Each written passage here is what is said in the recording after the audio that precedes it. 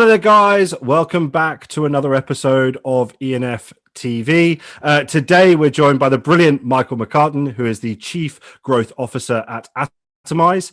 Michael, thank you so much for joining us. Thank you, Thomas. It's a pleasure to be here.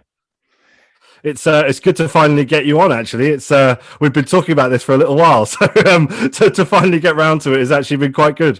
So yeah, glad to finally get you on the show. Obviously, thank you very much for taking the time out. I know how busy you guys are at the moment. But how we like to start is to understand a bit about you, a bit about your background, and of course, what brought you to Atomize, and I suppose what your current role is. So I suppose, yeah, let me hand it over to you. Take it away. Yeah, so it's, the long story is I'm a failed engineer. I started life out as a civil engineer.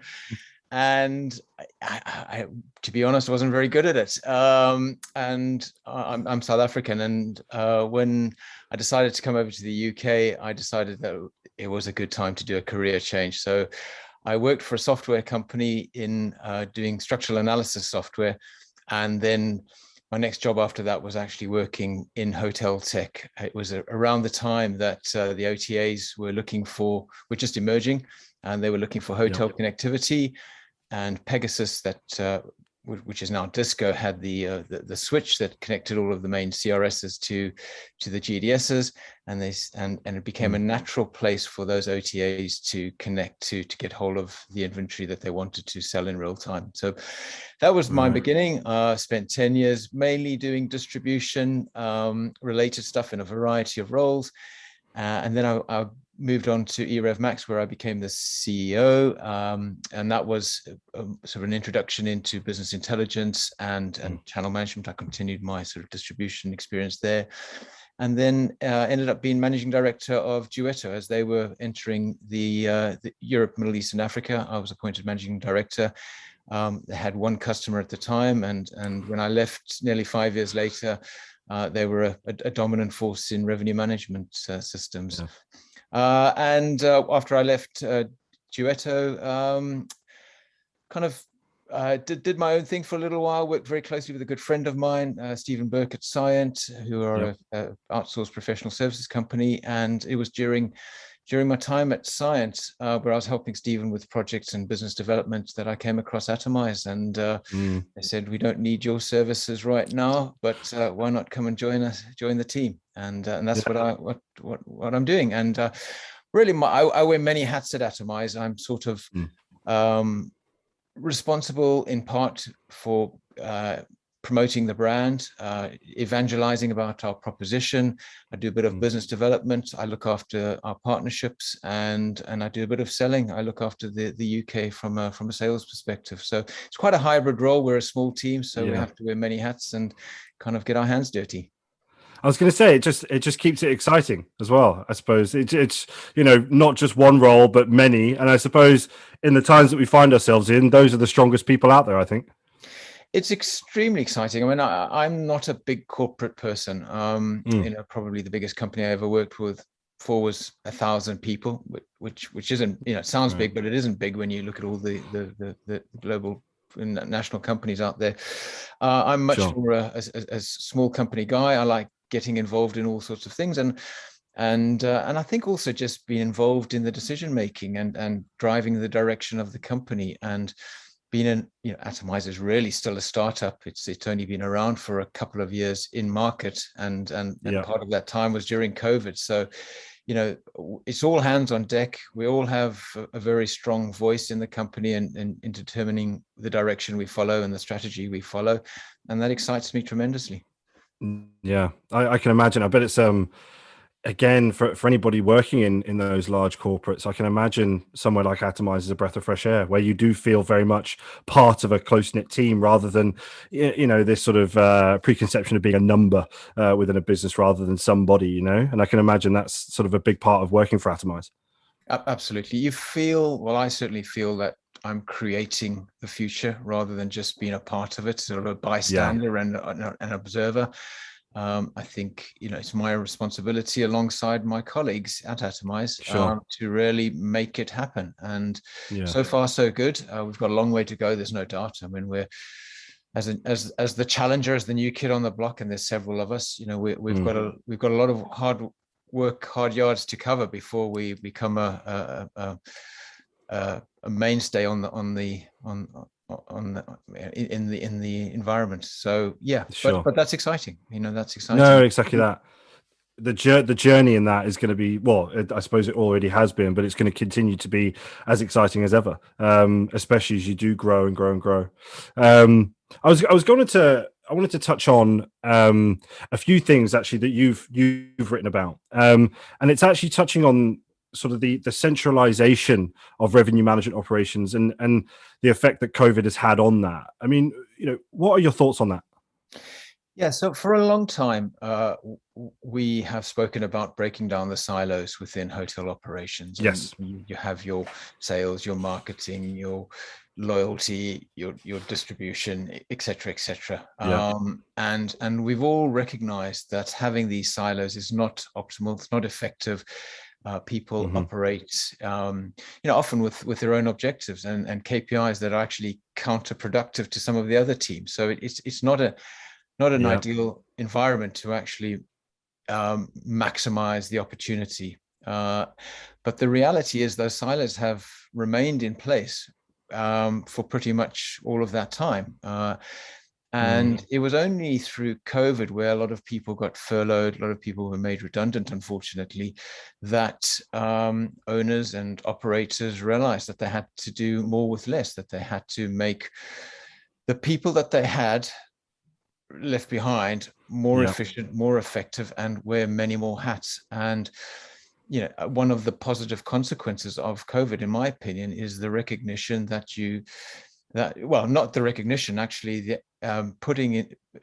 following through on the recognition that you need hybrid multidisciplinary teams. And so when I talk about centralized revenue operations, what I'm talking about is the breakdown of those silos and creating truly commercial functions that cover all aspects of the business development within a hotel, and much more collaboration between the individuals within those teams.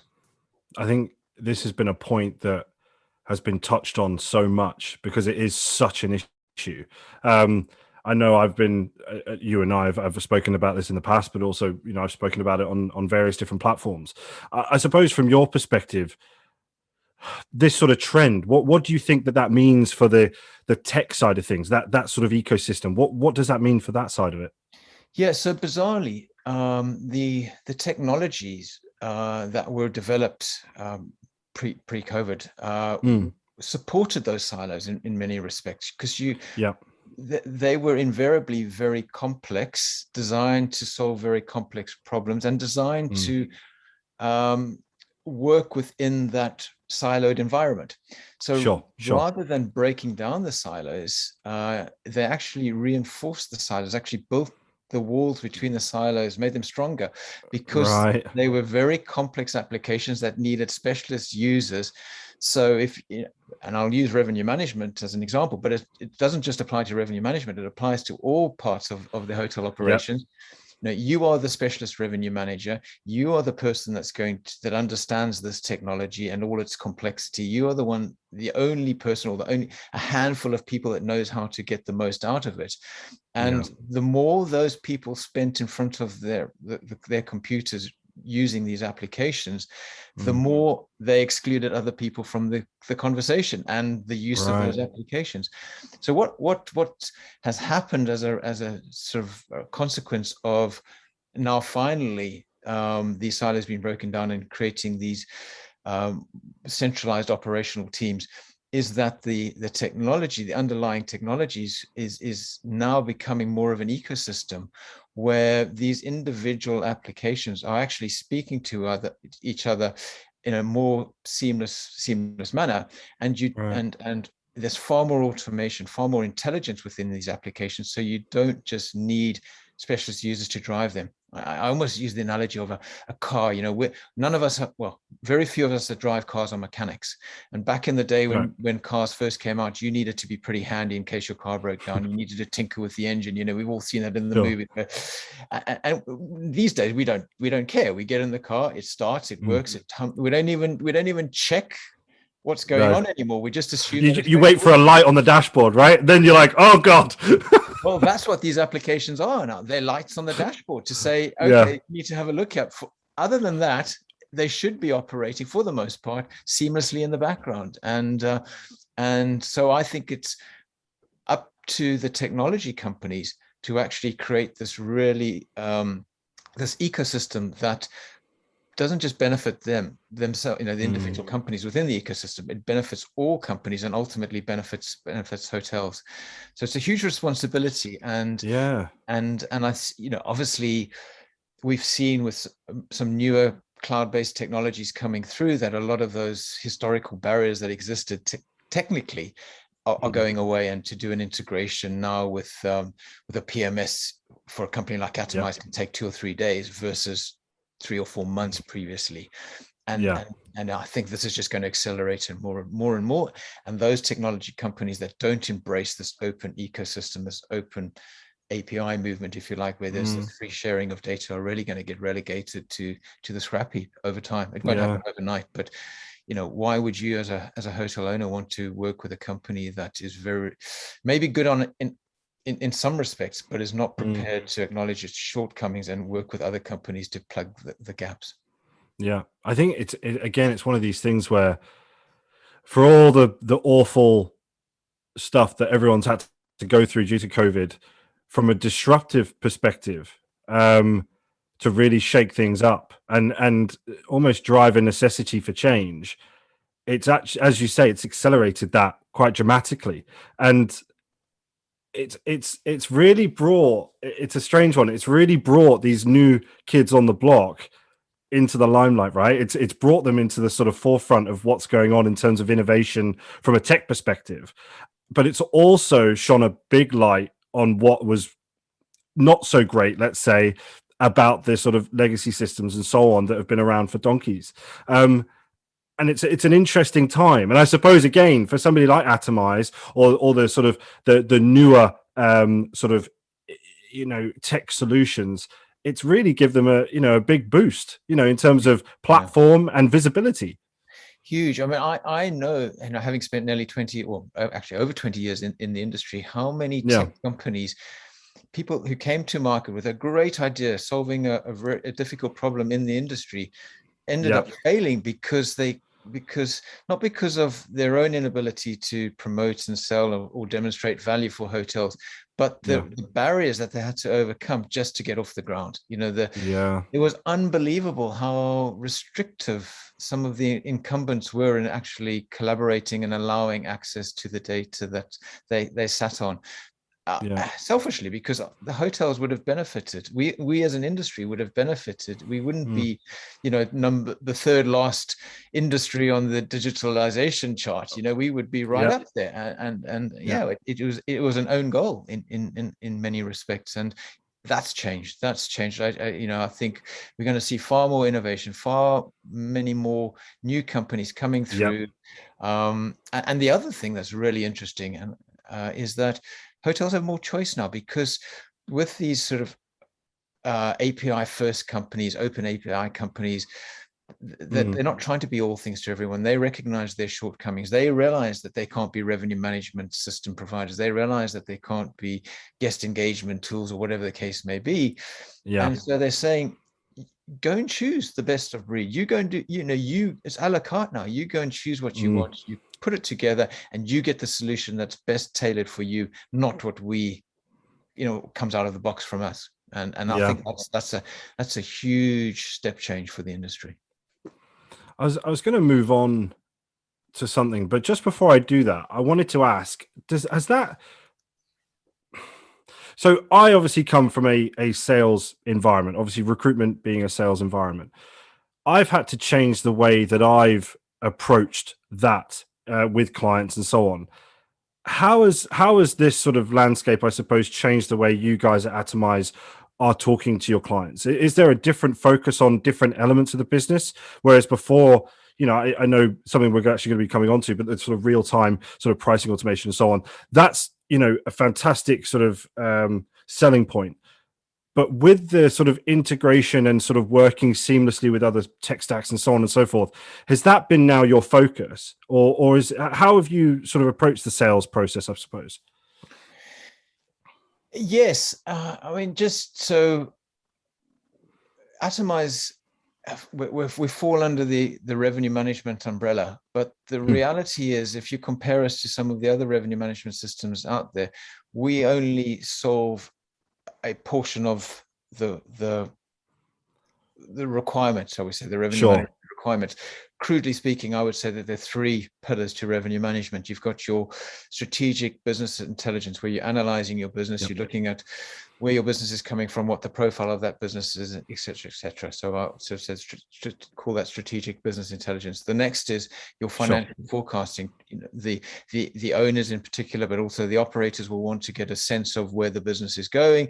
And a big part of the revenue manager's job today is to deliver those reports on a monthly basis, with a monthly forecast and a 3-monthly forecast typically. And the third component is the pricing, the tactical pricing. What do I charge?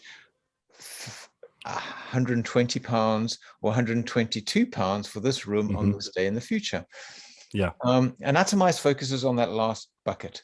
We have not tried to tackle the other, deliver the other two solutions. And the reason for that is our expertise and our pedigree, and where we can bring the most value is in our predictive analytics and machine learning capabilities. That's our pedigree. Now, if we want to become a little bit more sort of broad based, then we could, of course, go and develop a business intelligence tool, but we don't want to, because that's not our expertise, and it would distract us from solving the pricing problem. So we've partnered with other people that have expertise in those areas. And I think that's just a sort of a very small illustration of how you don't have to be all things to everyone. You can actually partner with the right people to actually provide a better solution than if try and get it all from the so-called one-stop shop. No, and I think that sounds like a much more of a customer focused solution there as well, because again, you're not trying to keep them all under one roof for whatever reason. You're giving them the opportunity to be able to experience different businesses, and you guys as a partnership through that, and again, ultimately putting your customer first, right? Absolutely. But it does require kind of a rethink in how we approach the sales process, because you can imagine that we open up the application and they say, well, where's the reporting? And you say, well, we don't have it. And there's so much sort of experience using a revenue management system that also has a comprehensive business intelligence or reporting tool. By not having it, you have to approach it very differently, and you have to explain the benefits of our approach, and how it actually in the long run can be more beneficial for the user and the company. So I think it's quite interesting, and it's certainly interesting for me, given my where I come from and how I've had to sell in the past. And again, I think it's one of these things, you'll know this as well, within that sales role. There is an element of educating, there is an element of getting people to understand and getting on board and getting that buy-in. That's one of the biggest parts of our jobs, right? So it's one of those things where if you're good at what you do and your product can speak for itself, it's one of those things where you can then present it effectively. So no, it was just an interesting one before I came on to my next question, because I just thought the landscape for my sort of side of things has had to change massively in the way I approach it. It was just an interesting one, because I can imagine the tech solution side of things have had to do that massively. Because, the desire, I know that there was a desire to look at tech stacks, but of course there's always that question, well, there has been that question of being able to invest in it. And that question mark. But I mean, ultimately, it's more challenging. Sometimes I think it would be a lot easier if I had all three components that a typical revenue management solution has. Then you go tick, tick, tick. I've got all of these things. So it doesn't make it more challenging, but it does challenge you to actually really articulate the value that you bring and how you bring it. And that's education, and that's been. And being able to provide proof points, I think that's the other thing. The evidence to suggest that we're doing a good job is invaluable, really. When I was going to say that the amount of activity and growth that I've seen come from you guys in such a relatively short space of time has been absolutely amazing. So I guess that speaks for itself as well in terms of the clients that you're taking on, but also seeing what you guys are doing in the industry. It's pretty spectacular. Without going too much far down that road, we've got a long way to go still, by the way. But of course, I mentioned this just a moment ago. But of course, Atomize's sort of system allows for real-time sort of pricing automation. I suppose for anybody watching this, why is that so important? I suppose now more than ever in the current environment that we see ourselves in, but also sort of going forward. I wanted to sort of touch on that. I mean, what are your thoughts on that? Yeah, so our founder always likes to say that we live in real time. Our lives happen in real time. Stuff happens second by second, and in hotel, from a pricing perspective, optimizations used to happen 3 times a day, maybe not even, at best 3 times a day. And a lot can happen in 8 hours in a dynamic, unpredictable marketplace. And even pre-COVID, I've had customers that have had Ed Sheeran announce an extra concert night because his other shows have sold out. And within, half an hour, the city's been sold out, and the prices that people are prepared to pay for a hotel room has 3, 4, 5 times what they would normally pay for a Sunday night or whatever the case may be.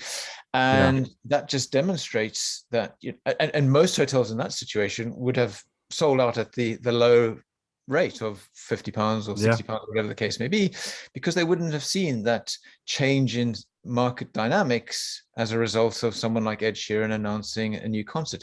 And that same, applies for Boris Johnson lifting restrictions, or, a new channel being opened up, or whatever. Things can change really, really quickly.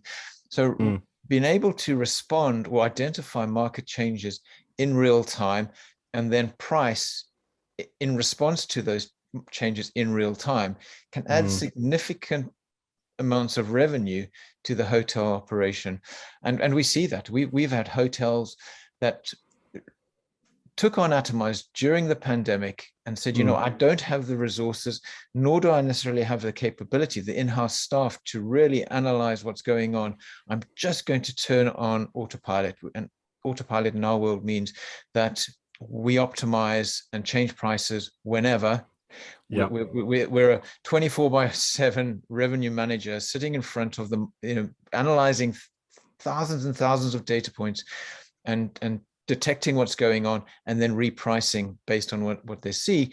And these hotels just turned on autopilot, and they increased their market share. Their RGI improved. So during a very turbulent, unpredictable situation, they actually gained market share just because they were optimally priced, literally every second of the day. So it doesn't mean that we change prices all the time.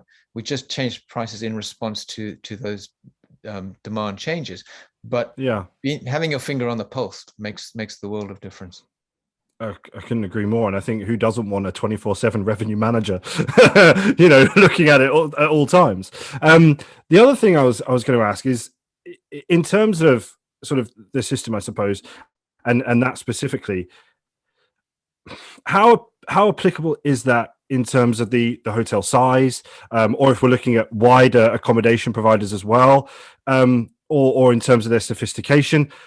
Where does that sit, I suppose, and is it still relevant to them? I can imagine there's going to be some operators and things watching this.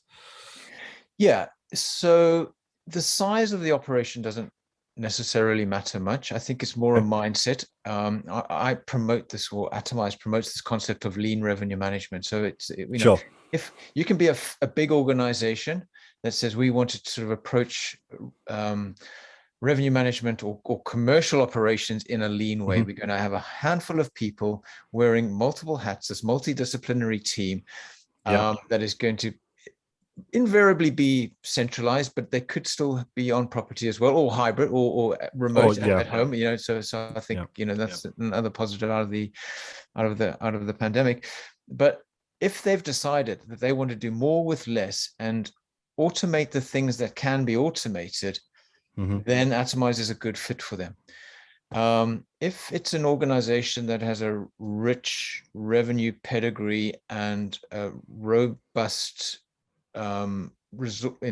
team, and they're used to doing things a certain way, and they want to continue to do that, then maybe Atomize is not the right solution for them. Then maybe they're better off sticking with what they know and what they feel comfortable with. But I certainly believe over time, more and more of those repetitive and redundant tasks, and I'll include pricing into that. No human being wants to be sitting in front of a computer day in and day out changing prices from by pennies and pounds. You want to be doing more strategic things. You want to understand where the market opportunities are, how you attract that business to your hotel. That's more interesting, that's more fulfilling. And I think through the power of automation, and we can elevate the role of revenue management beyond this sort of tactical role where you every day is very much the same, and you kind of go through the routine of running these reports, analyzing the reports, making a decision, and by the time you get to the end of that, your day's gone, and you haven't really added much value to the operation. So I think it's and that can apply to big organizations and small organizations, and we see a lot of small organizations that previously had no revenue management capability because they were the sort of hybrid team doing all things, and they just couldn't get to the pricing element of it. And now we can actually deliver that for them. So it's horses for courses, and I think the size doesn't really matter. It's more the mentality and the strategic direction of the organization that will determine whether full automation of this tactical pricing is something they want to embrace or not. I am behind anything that will enable revenue managers to start having a wider commercial view rather than, as you say, the pure tactical pricing element. I think anybody working within revenue management at the moment would agree that pricing is actually a small element of what exactly they do. And I think it's that sort of concept of being able to empower them and being able to give them the opportunity to widen that view and be a lot more strategic rather than, I suppose, tactical, as you put it. Really interesting stuff. I'm really happy I asked that. So in terms of sort of Atomize, we always like to find out what's going on with the businesses or people that have been coming on the show. So, what's been going on with you guys at the moment? Well, I know you guys are always up to something, but anything exciting going on? Yeah, so over the summer we raised 3.4 million euros in investment with the idea of doing an IPO in 2022 sometime. So that's really good. And the purpose of that fundraise was to invest in the product. As I said, what we want to do is there are two things that we focus on. One is getting access to rich, relevant, forward-leaning data sets. Historical data, obviously, it still has relevancy, but it's less relevant now than it was. And we already ingest a fair amount of forward-leaning data, so it gives us an indication of that top of funnel demand. So before people have actually booked, before a hotel even knows that the market is getting compressed, we're getting early indications that on this particular day there's going to be higher demand than typically you'd expect for that day in that month. So we invest heavily in, or we're investing heavily in trying to access better sources of forward-leaning data, and we're talking to meta search engines, we're talking to OTAs, we're talking to data companies, etc. And there is a risk that not all data is useful, and you could get overwhelmed by it. But by finding these rich, useful, relevant sources of data, we can really enhance our ability to anticipate and predict market demand, which ultimately then means that we can price better for the hotel. So that's what we're working on right now, on the one hand. On the other hand, as I said, we are very strong believers in what can be automated, should be automated. And there are a variety of activities within the pricing world that revenue managers still have to do manually, and we're trying to resolve those pain points for them. And we don't just want to follow the lead. We don't want to follow what exists already. We're looking at innovative and new ways of solving those problems. So, going back to, we'd like to be the sat nav of revenue management, where you type in your destination, you say, this is my goal, this is my, in car terms, it's the destination, but in revenue terms, it's, how much business I want to achieve. And then you plug in your parameters, you plan the journey, that's your strategy. These are the markets I want to go after, et cetera, et cetera. And that's a collaborative effort between revenue management, marketing, distribution, et cetera. But once you've determined that this is the objective, this is the goal, you sit back and you let the sat nav digest data in real time to tell you whether to turn left, to turn right, to avoid that road because there's been an accident and there's congestion. And you as a user or the driver, you don't even have to really second guess or challenge that assumption. You just know that the data and the output is accurate and can be trusted, and you just follow it, and allows you to continue to strategize and do what's best in the long term for the company, rather than focusing on this tactical stuff. So yeah, those two things are where we're spending our time. Well, again, I think congratulations, and obviously with the funding, I mean, incredible. And again, I think it's one of these things where I'm looking forward to seeing where you guys are at in another 12 months time. And I think it's definitely worth us having another catch up, next year and seeing where things have gone. But I just want to say a massive thank you to you, Michael, for obviously taking the time out. Again, I know how busy you are, and I know that you're going to be probably flying off and doing whatever right after this, but thank you very much for your time. It's been really insightful. I know that our audience always loves hearing about different perspectives, and especially from the tech side of things. So thank you very much to you. And I hope obviously it's not taking too much of your time out of your diary. Oh, no, not at all. It's a pleasure. I love evangelizing about these things as well. I know you're passionate about the subject, so am I. And it's been a pleasure. Thank you very much. No, thank you. And guys, don't forget to see who's on next week's episode now.